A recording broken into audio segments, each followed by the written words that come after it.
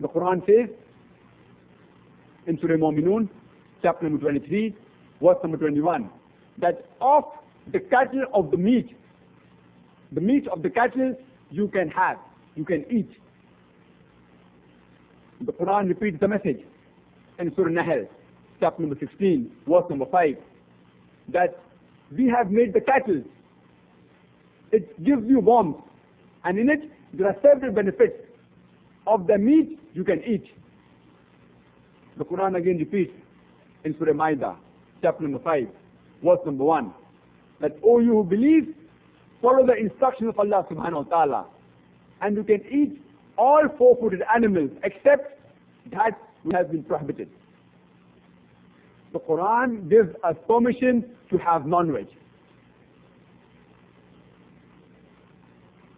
Many of the non-Muslims, especially the Jains and the Hindus, they may argue that, why do you all have non-veg? You are Muslim, you all are merciless, you all are ruthless. We should not harm the animals. Those scientists, they tell us that the meat is a very good source of nutrition. It has got proteins, it has got vitamin B1, niacin, also iron, and is very beneficial for the body. But still the non-Muslims argue that, why do you all have non-veg? So let's analyze logically whether should a human being have non-veg or not. If you analyze the set of teeth of the herbivorous animals, that's the cow, the goat, the sheep, they have got flat set of teeth. If you analyze the set of teeth of the carnivorous animals, the lion, the tiger, the leopard, they have got canine set of teeth. They have got pointed teeth. The human beings, they have got herbivorous set of teeth as well as carnivorous. They have got flat teeth as well as pointed teeth. They have an omnivorous set of teeth. So if God Almighty, if He wanted us to have only vegetables, He would have given us only flat teeth. Why did He also give us the canine set of teeth, that's the pointed teeth? But natural, He wanted us to have veg as well as non-veg. The herbivorous animal, however much hungry he is, it will never touch non-veg. Similarly, the carnivorous animal, however much hungry he is, it will never touch green vegetables. It will never touch. And the digestive system of the herbivorous animal can only digest vegetables. The digestive system of the carnivorous animal can only digest non-veg. But the digestive system of the human beings can digest both veg as well as non-veg. If God Almighty, if Allah subhanahu wa ta'ala, if He wanted us to have only vegetables, why did He give us a digestive system which can digest both non-veg as well as veg? The reason that the non-Muslims, especially the Hindus, they argue that, why do you have non-veg? If you analyze the holy scriptures, even in the Vedas, it is mentioned that the sages and the sons, they had non-veg. If you read the Ayodhya Khandam, chapter number 24 and chapter number 90, it says that Ram, when he was sent for Banvas, he told his mother that, I will have to sacrifice my tasty meat dishes. So it indicates that, but natural, Ram ate meat dishes. So when Ram, your Lord, can have meat, why can't you have meat? Many of the Hindus, they have not read the scriptures. But surely they know about the outline of the story of Ramayana. That when Ram was sent for Banvas, his wife Sita told Ram to kill the buck. I'm asking the question, why did Sita ask Ram to kill the buck? So some Hindus may say that she wanted a pet. So I ask the question, what will Sita do with a dead pet? But natural, the reason that Sita asked Ram to kill the buck, it was for the meat. So when Ram and Sita can have meat, why can't you have? Though the holy scriptures of the Hindus give permission to them to have non-veg, the reason they don't have is because many people, many of the Hindus, they were converting to the new philosophy of ahimsa, that is non-violence. So to prevent people from converting to the new philosophy, they adopted the philosophy of ahimsa, that is non-violence. And if you analyze the religion of Jains, when you ask them that, why don't you have non-veg? Why do you have only veg? So previously they used to give the answer. Let's see. The animals, they are living creatures. The plants, they aren't living creatures. Therefore, killing an animal is the bigger sin as compared to killing the plant. Today we know that even the plants are living things. So the philosophy has changed. They say, okay, we do agree that the plants are living creatures, but the plants can't feel pain. The animals can feel pain. Therefore, killing an animal is a bigger crime as compared to killing the plant. After science has further advanced, we come to know that even the plants can feel pain. Though we cannot hear their cry, because the frequency of the human being is only from 20 cycles per second to 20,000 cycles per second. Anything below and above this, they can't hear. So just because we can't hear the cry of the plant, that does not mean that the plants don't feel pain. Today, the science is advanced and they say that the plants even feel happy and sad. So again the logic has failed. There was a person who argued with me on the subject of non-veg and veg, and he said, okay, Brother Zakir, I agree with you that the plants have got life and the plants can feel pain, but the plants have got only 2 or 3 senses. The animals, they have got 5 senses. Therefore, killing an animal is a greater sin as compared to killing a plant. Though I don't agree with him, but for sake of argument I said, okay, I agree with you that the plants have got less senses, only 2 or 3 senses. And the animals, they have got 5 senses. Now suppose you have a brother who is born deaf and blind. He has got 2 senses less. If suppose the criminal comes and murders brother, will you go and tell the judge, oh my lord, give less punishment to the criminal because my brother had 2 senses less? In fact, you will say that give a bigger punishment to the criminal because he has killed a person who was innocent. But Islamic logic does not work like that. Allah subhanahu wa ta'ala says that we have created the animals and the plants for you. So whatever is good for you, you can have.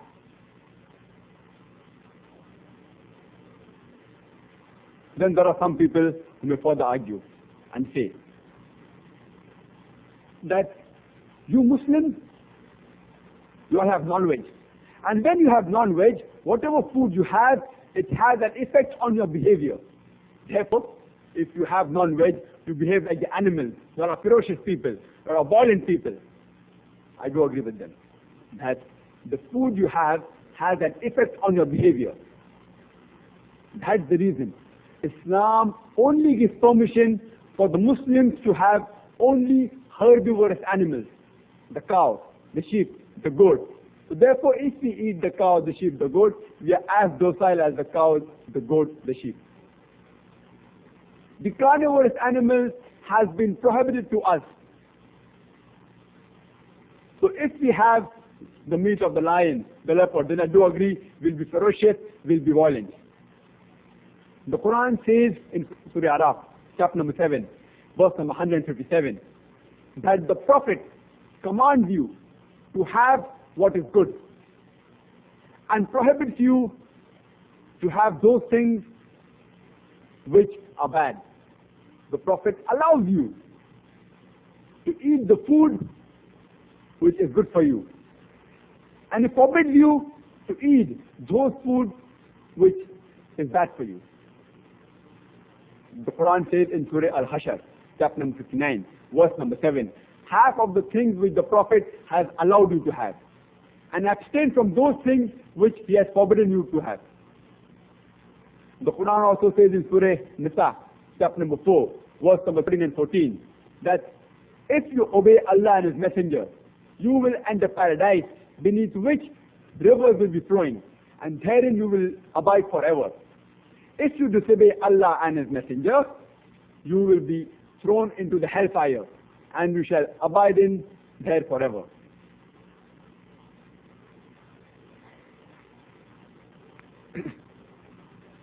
The Quran says in several places, Atullah wa atiu Rasul. Obey Allah and obey His Messenger. The Quran says in Surah Imran, chapter number 3, verse number 32. In Surah Al-Imran, chapter number 3, verse number 132. In Surah Nisa, chapter number 4, verse number 59. In Surah Ma'idah, chapter number 5, verse number 92. In Surah Anfal, chapter number 8, verse number 1. In Surah Anfal, chapter number 8, verse number 20. In Surah Anfal, chapter number 8, verse number 46. In Surah Muhammad, chapter number 47, verse number 33. In Surah Mujadila, chapter number 58, verse number 13. In Surah Taqabun, chapter number 64, verse number 12. Several places the Quran says, Atiullah wa atiu Rasul. Obey Allah and obey His Messenger. So as a Muslim, we have to obey whatever our Messenger has asked us to do. And according to a hadith, in several hadiths, even in Sahih Bukhari and Sahih Muslim, it is mentioned that our Prophet has forbidden us to eat the food, that is, those having canine teeth, those belonging to the cat family, that is the lion, the tiger, the cat, the dog, the wolf, the hyena. Those rodents like the rat, the mice, rabbits having claws, even reptiles like the alligator, like the snake, etc. And birds of prey having claws and talons, like the vulture, owl, crow, etc. The Prophet has forbidden us to have all these things. So we as Muslims, we have to obey Allah and obey His Messenger. So when He has said we can't have these things but natural, we Muslims aren't supposed to have all these animals, the carnivorous animals. Whenever we slaughter any animal, we have to do it in the Islamic method, that is Zabiha. So once there was a Muslim who was having an argument with a Sikh. A Sikh is a community which is present in India. There are approximately 2% who wear the turban always. They are proud to identify themselves. They wear the turban and they have a beard always. So he was having an argument with the Sikh. So the Sikh was saying that you Muslims, you are merciless. You all give pain to the animal when you slaughter the animal. We Sikhs, we kill the animal on the spot with one jhatka. You are Muslims, you are merciless. So the Muslim brother, who had limited knowledge, he gave the answer. That see, you Sikhs, you are coward people. You are attacked from behind. We Muslims, we are mard ka bacha, we are brave, we are attacked from the front. So he won the discussion. Anyway, that's not the reason why we do Zabiha. That was just a battle of wits. When we slaughter the animal in the Islamic way, we have to do it with a very sharp object, a very sharp knife, and instantaneously, so that the animal feels very little pain. And we have to cut the throat and the windpipe, and the vessels of the neck, especially the jugular vein. And see to it that the spinal cord is not cut, and the animal bleeds to death.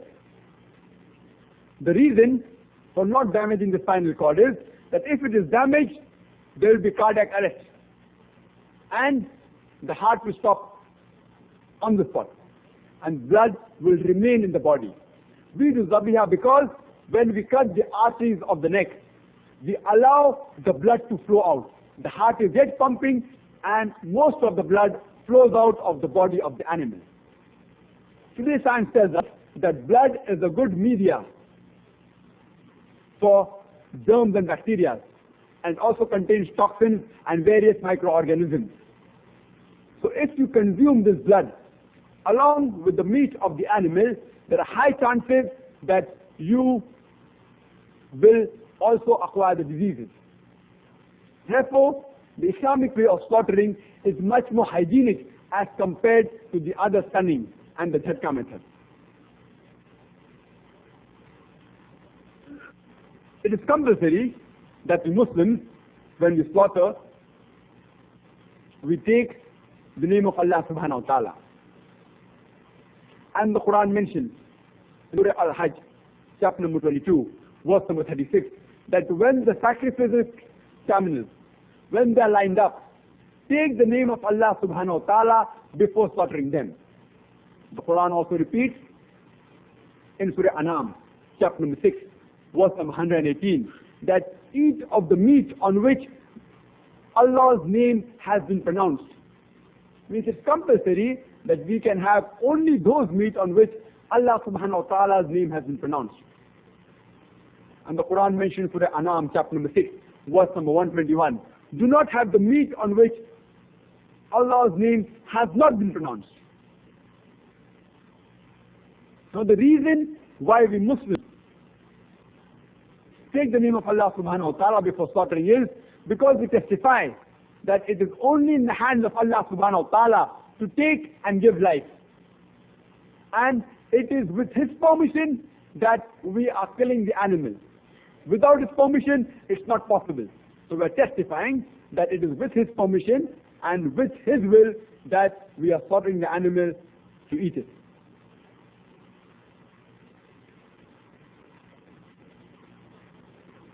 The Quran also speaks about sea life. And the Quran mentions in Surah Naik, chapter number 16, verse number 14, that Allah has made the sea as subject, and of their flesh you can have which is fresh and tender. Means the sea life, the Quran has given you permission to consume. The Quran says in Surah Ma'idah, chapter number 5, verse number 96, that lawful for you is the pursuit of water games. In it, it is benefit for you as well as for those who travel by sea. The Quran gives us permission to have the food of the sea. The Quran speaks about various other foods. For example, the fruits. The Quran speaks about grapes, about dates, about olives, about figs, about pomegranates, about several things. As we know, that date has a very high nutritional value. Fig is very good for digestive system. It helps in the bowel movement. The olive oil, it's a very good source of unsaturated polysaccharides, which is very essential for the human being. So the foods that are mentioned in the Quran have got high dietetic values. Quran also says that you can have vegetables and the fruits, which are again rich in vitamin A and C. Quran mentions all these foods have been encouraged by the Holy Quran for the Muslims. Now coming to the foods which have been prohibited by Allah subhanahu wa ta'ala. In the beginning of my talk, I quoted a verse from the Quran, from Surah Ma'idah, chapter number 5, verse number 3, which says, حُرِّمَتْ عَلَيْكُمُ الْمَيْتَةُ وَالدَّمُ وَلَحْمُ الْخِنْزِيرِ وَمَا أُهِلَّ لِغَيْرِ اللَّهِ بِهِ. That forbidden for you for food are dead meat, blood, the flesh of swine, and any food on which any name besides Allah has been invoked.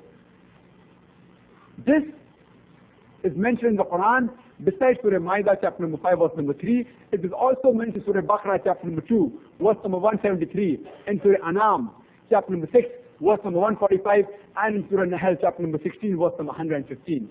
In no less than 4 places in the Quran it is mentioned that forbidden for you for food are dead meat, blood, the flesh of swine, and any food on which any name besides Allah has been invoked. That if you have dead meat, there are chances you'll acquire several diseases such as anthrax bacillus, such as brucellosis, such as leptospirosis, such as pasteurellosis, several diseases. Therefore, Islam has prohibited you to have dead meat. The prohibition of the dead meat is also mentioned in the Bible, in the book of Leviticus, chapter number 17, verse number 15, and the book of Deuteronomy, chapter number 14, verse number 21. It says that you are prohibited to have meat of the animal that dies of itself. It's mentioned in the Bible, in the book of Leviticus, chapter number 17, verse number 15, and the book of Deuteronomy, chapter number 14, verse number 21. The Quran says that even blood is prohibited. The consumption of flowing blood is prohibited. The minimal quantity that remains in the animal, in the meat, after slaughtering it in the Islamic way, that little bit quantity is permissible. But as I mentioned, blood is a very good media for microorganisms, for bacteria, for germs as well as toxins. And if you have blood, there are chances that you will acquire several diseases. The consumption of blood has also been prohibited in the Bible. It's mentioned in the book of Leviticus, chapter number 17, verse number 14, in the book of Genesis, chapter number 9, verse number 4, in the book of Deuteronomy, chapter number 12, verse number 16, in the book of Acts, chapter number 15, verse number 29, in the first book of Samuel, chapter number 14, verse number 33. In no less than 5 places, the Bible says that consumption of blood has been prohibited for you.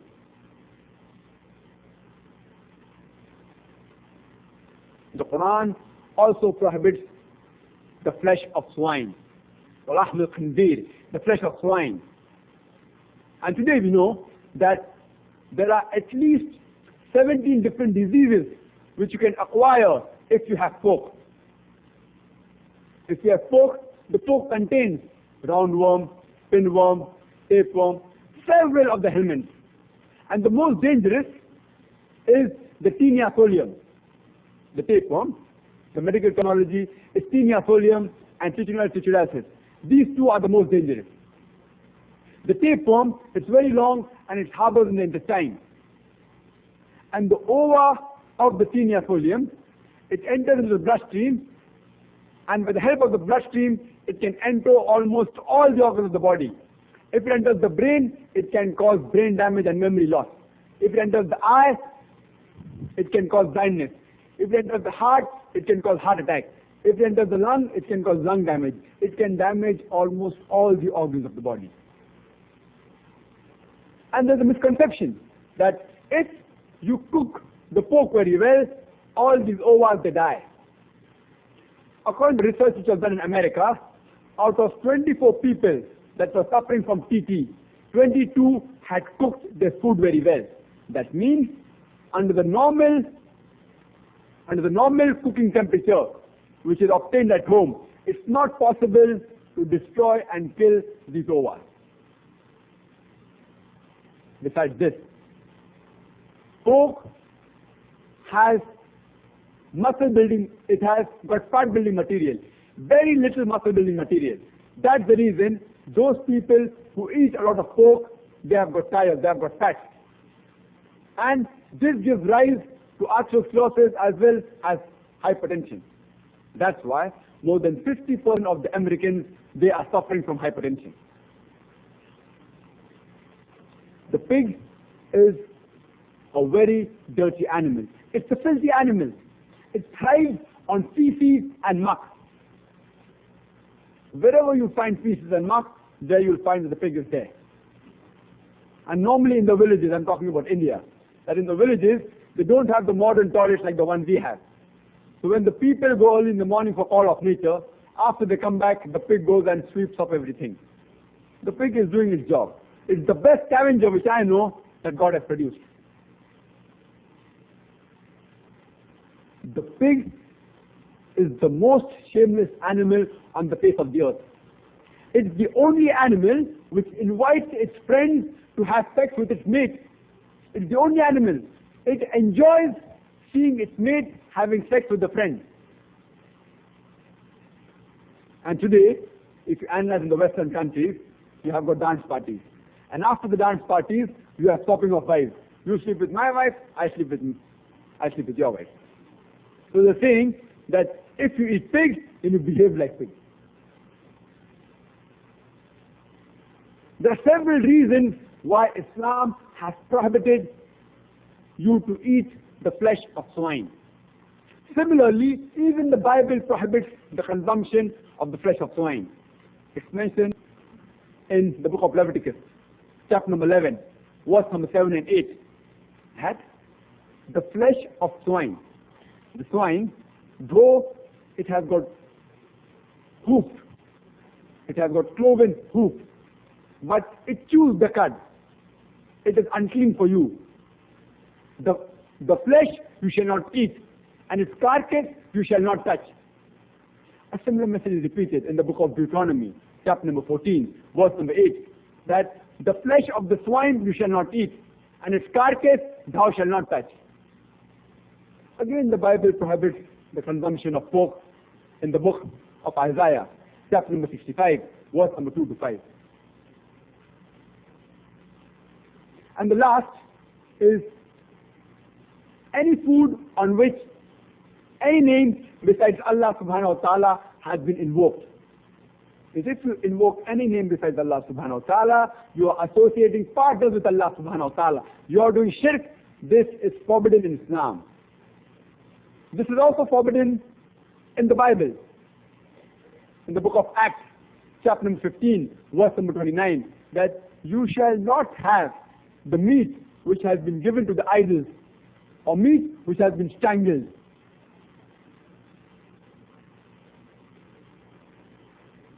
Surah Ma'idah, chapter number 5, verse number 3, as I mentioned, says, حُرِمَتْ عَلَيْكُمُ الْمَيْتَةُ وَالدَّمُ وَلَحْمُ الْخِنْزِيرِ وَمَا أُهِلَّ لِغَيْرِ اللَّهِ بِهِ. That's forbidden for you for food are dead meat, blood, flesh of swine, and any food on which any name besides Allah has been invoked. And the verse continues, anything which has been killed by strangulation, by a violent blow, by a headlong fall, or that which has been gored to death, or that which has been partly eaten by the animals, that which is offered to stone altars, that meat which has been raffled, all these things has been prohibited in the Quran. Any meat which has been killed by strangulation, like twisting of the neck, like that of a chicken, it's prohibited in Islam. It's again mentioned in the Bible, in the book of Acts, chapter number 15, verse number 29, that you aren't allowed to have meat that has been strangled to death. Again, you aren't allowed to have meat of the animal which has been killed by a violent blow, or by a headlong fall, or that which has been partially eaten by an animal, unless it's sacrificed in due form. The reason for the prohibition of these things is the same as the reason for the prohibition of eating of dead meat. The Quran says that even eating the meat of the animals which have been given on stone altars is prohibited. This is again mentioned in the Bible, in the book of Acts, chapter number 15, verse number 29. There's a special reference made to meat which has been offered on stone altars. If you broadly look at it, it's the same as food on which any name besides Allah has been invoked. But here a special reference is made because the first one, food on which any name besides Allah has been invoked, is normally when you cut in your house and invoke any name besides Allah. And the one which you put on the stone altars is a ritual by the community. A special reference has been made. This was very common in the pagans. Previously they used to do that. They used to give animals on the stone altar to the deities. And the last category is meat which has been raffled. Previously the Arabs used to raffle with arrows. So gambling and raffling of meat has been prohibited in Islam.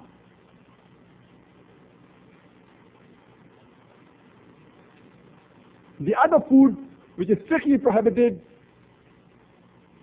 is intoxicants. The prohibition of intoxicants in the Quran came in stages. The first source of the Quran to be revealed regarding intoxicants was from Surah Al-Baqarah, chapter number 2, verse number 219, which says, when they asked you when they asked thee concerning wine and gambling, tell them, in it is great harm and less profit. The harm is greater than the profit. Later on, the next verse was revealed of Surah Nisa, chapter number 4, verse number 43, which says that approach not your prayers with your mind befogged. Means when you're intoxicated, don't approach prayers. Previous the guidance was that in intoxicants there is more harm and less profit. The next verse later on was revealed, saying that while praying, do not be intoxicated. And afterwards came the final prohibition in Surah Maida, chapter number 5, verse number 90, which says, Ya ayyuhalladhina amanu, O you who believe, innama khamru wal maisiru, most certainly intoxicants and gambling, wal anzabu wal aslamu, dedication of stones, divination of arrows, rishtum min amali shaitan, fashtanibu lallakum tuflihun, that these are abomination of Satan's handiwork. Abstain from such abomination that you may prosper. After this verse was revealed, there was a total prohibition. And the next verse number 91 of Surah Maida, chapter number 5, verse number 91 says that the Satan excites enmity and hatred amongst yourselves by the use of intoxicants and gambling. And he takes you away from the remembrance of Allah subhanahu wa ta'ala and from prayer. After this verse was revealed, barrels of intoxicants and alcohol were emptied in the streets of Medina, never to be filled again. And our beloved Prophet Muhammad, peace be upon him, he said that anything which intoxicates you in large quantity is prohibited even in small quantity. There is no excuse for nip or a tot. And according to a hadith which was narrated by Ibn Abbas, may Allah be pleased with him, he said that the Prophet said that God's curse is on those people who deal with alcohol. The person who distills it, the person for whom it is distilled, the person who drinks it, the person who transports it, the person for whom it is brought, the person who sells it, the person who makes money out of the sale, the person who serves it, the person who buys it, and the person for whom it is bought. All these people will be cursed by Allah subhanahu wa ta'ala. Alcohol comes from the Arabic word al-gul, which means ghost or an evil spirit. It was first distilled in the year 800 CE by an Arab, Jabir ibn Hayyan, known to the West by the name of Jabir. And he gives this name, al-gul. Alcohol derived from al-gul, meaning an evil spirit. The same alcohol is also prohibited in the Bible, in chapter number 15, verse number 18, Ephesians, in the book of Ephesians, that do not get drunk with wine. There are several reasons why alcohol has been prohibited. You can give a talk only on that. Out of the main disease which you acquire by consuming alcohol is the cirrhosis of liver. You can also have cancer of the esophagus, cancer of the head and neck, cancer of the bowel. You can have esophagitis. You can have hepatitis, pancreatitis. You can have even cardiovascular disease. You can have heart attacks, angina. You can have stroke. You can have paralysis. You can have cerebral atrophy. You can have cortical atrophy. You can have peripheral neuropathy. There are several diseases. You can have Wernicke-Kornick syndrome. You can have several diseases and several deficiencies, like also as beriberi. You can have endocrine disorders such as mixed edema, also as hypothyroidism. You can have hematological disorders. You can have thrombocytopenia.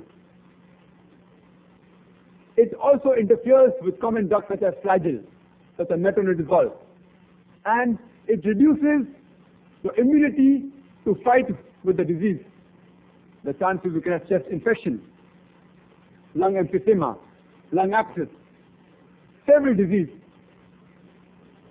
It can also cause skin disease such as eczema and alopecia. And it is more harmful to the woman than the man. And if a woman takes alcohol, she has more chances of having cirrhosis of liver than the man. And if a woman is pregnant, if she has alcohol, the baby has a high chance of having the fetal syndrome, fetal alcohol syndrome. There are various reasons, medical reasons, and harmful effects of alcohol. You can only give a talk on why alcohol has been prohibited. But today, the medical doctors, they say that alcohol is a disease. They're trying to support the alcoholics. That alcohol is a disease. If alcohol is a disease, it's the only disease which is sold in bottles. It's the only disease which is advertised in the newspapers, in magazines, on television, on radios. It's the only disease which has got an official outlet by the government. It's the only disease which brings the revenue for the government. It's the only disease which has got no viral or germ cause. It's the only disease which brings violent deaths on the highway. It's the only disease which destroys family and increases crime. It's not a disease. The answer is given in Surah Ma'idah, chapter number 5, verse number 90. Rishtum min amali shaitan. It's a handiwork. It's an abomination of Satan's handiwork. Alhamdulillah, the Saudi government has prohibited this. So these things do not apply to the government of this country, but applies to most of the other countries. Since Alhamdulillah they follow the guidance of the Quran in Surah Ma'idah, chapter number 5, verse number 90, that alcohol is prohibited. All these reasons of alcohol is not a disease, is not applicable to this country, but is applicable to most of the other countries. I'd like to end my talk by quoting a verse from the Quran from Surah Fussilat, chapter number 41, verse number 33, which says, فَنُورِيهِمْ آيَاتِنَا فِي الْآفَاقِ وَفِي أَنفُسِهِمْ حَتَّى يَتَبَيَّنَ لَهُمْ أَنَّهُ الْحَقُّ أَوَلَمْ يَكْفِ بِرَبِّكَ أَنَّهُ عَلَى كُلِّ شَيْءٍ شَهِيدٌ. That soon we shall show them our signs in the furthest regions of the horizon, and in their souls, until it is clear to them that this is the truth. This is a broad outline which I have given. Just a broad outline of the medical science and the dietary laws. As a general rule, the Quran says that whatever is good for you, you can have the things which is lawful and good for you. It's mentioned in Surah Baqarah, chapter number 2, verse number 168. In Surah Ma'idah, chapter number 5, verse number 4. In Surah Ma'idah, chapter number 5, verse number 88. That you can have the food which is lawful and good for you, which is tayyib for you. So if you are suffering from diabetes, sugar is not good for you, but it may be good for a person who's not suffering from diabetes. Similarly, if you are suffering from hypertension, salt is not good for you, but it may be good for the other person who's not suffering from hypertension. So as a broad outline, few foods have been encouraged, few have been prohibited. All the other are permissible. Among the permissible things, which is good for you, you can have. Wa akhiru da'wana alhamdulillahi rabbil alameen.